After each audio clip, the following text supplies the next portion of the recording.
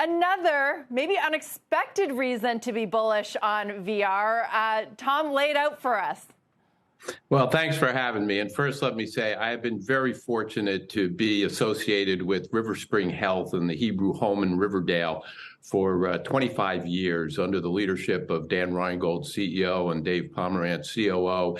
Many awards for helping elderly improve their lifestyle. Recently turned to technology as a way to do that more with a grant from the Hauser Foundation. And VR and AR have been a real emphasis in terms of how technology can improve the life of seniors. Fascinating finding. First, I should say, I have been a real skeptic of near-term adoption of the metaverse. Figure Meta will figure it out over time, but near-term adoption, I've been skeptical.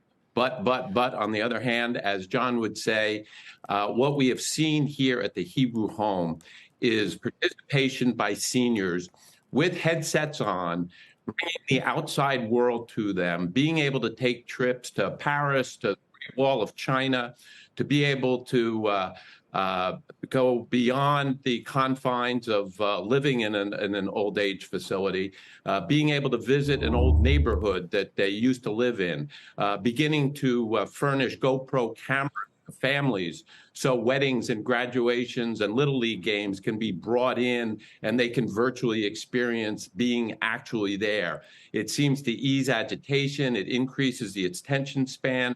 The withdrawn become more engaged. They reminisce with more passion. These are 80 and 90-year-olds, and the comfort level of the headset seems to be fine. Now, I should point out all this coverage of Meta that you're talking about, this is not a Meta headset. This is made by Pico with an experience developed by a Boston-based company called Rendezvous that provides VR to the healthcare industry.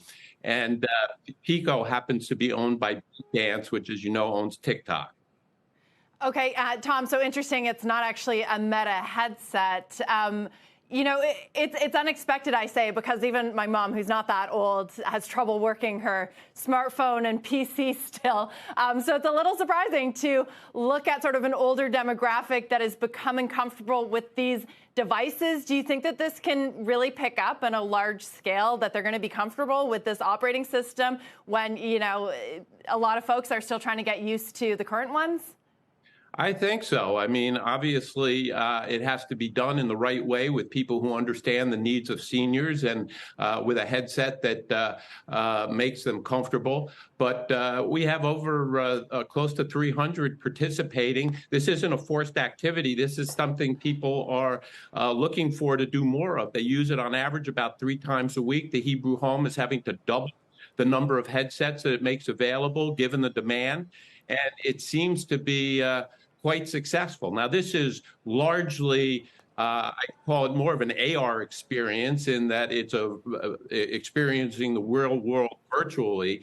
But with the comfort level and the interest in doing it, you can easily see how this population would be interested in an avatar that presents a look that they might be more comfortable with socializing with others and be in a safe virtual environment where they can get out of a more isolated setting and into greater socialization, which could open up their world in other ways. So I see this being a pathway to more virtual reality that really does serve the needs of seniors.